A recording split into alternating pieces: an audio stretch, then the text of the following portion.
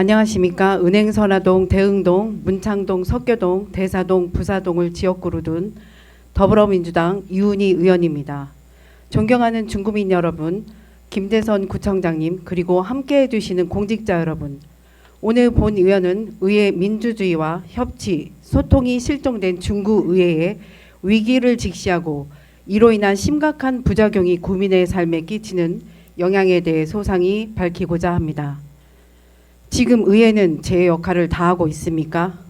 특별위원회의 구성은 협치와 균형이라는 명분으로 합의되었으나 그것이 깨진 결과는 참담합니다. 2025년 본예산 심사 과정에서 지역화폐 등 구민의 실질적인 삶에 필수적인 예산이 약 57억 원 삭감되었습니다. 이는 단순한 숫자가 아니라 적기에 집행돼야 할 예산이 무산되면서 소상공인 등 민생의 절박한 목소리를 외면하고 어려움을 가중시킨 것입니다. 협치의 약속이 깨지면서 생긴 균열은 이제 구민의 민생을 위협하는 깊은 상처로 번졌습니다. 민생이란 작은 바람에도 꺼질 수 있는 여린 촛불과 같습니다. 그 촛불을 보호해야 할 의회가 오히려 찬물을 끼얹고 있는 건 아닌지 돌아봐야 할 때입니다. 협치가 무너진 이곳에서 의회의 역할 또한 실종되었습니다. 특정 정당 독주는 의회 민주주의의 나침반을 잃은 배와 같습니다. 방향을 잃은 의회는 구민의 신뢰를 잃어가고 있습니다. 의회는 누구를 위해 존재합니까? 구민을 위한 자리라면 지금과 같은 방치는 멈춰야 합니다. 지금 중구의 상권은 붕괴되고 원도심은 저출산 고령화의 늪에 빠져 있습니다.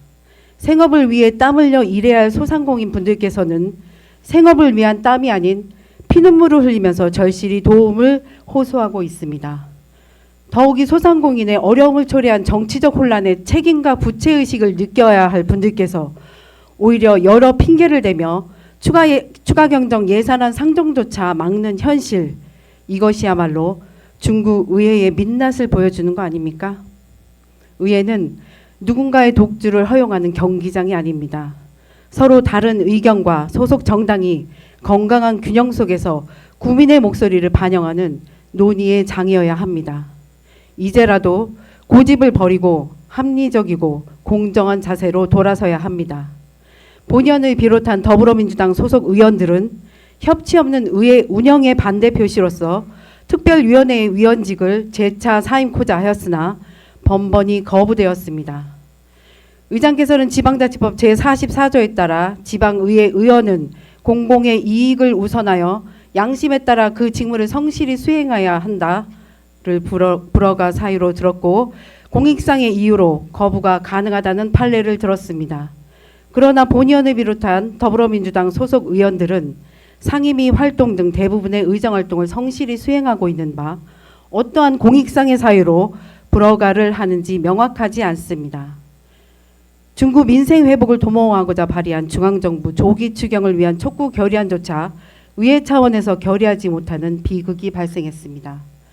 의장은 중재자로서의 역할을 망각하지 마시고 지금 혼란한 중구의회를 어떻게 바로잡을 것인지 고민하고 또 고민해 주십시오.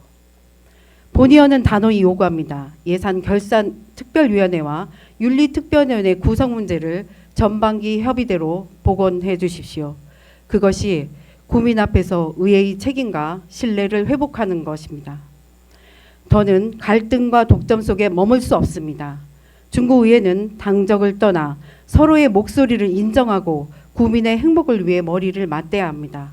그래야 비로소 중구의회는 봉사의 공간, 협력의 공간으로 제 자리를 찾을 것입니다.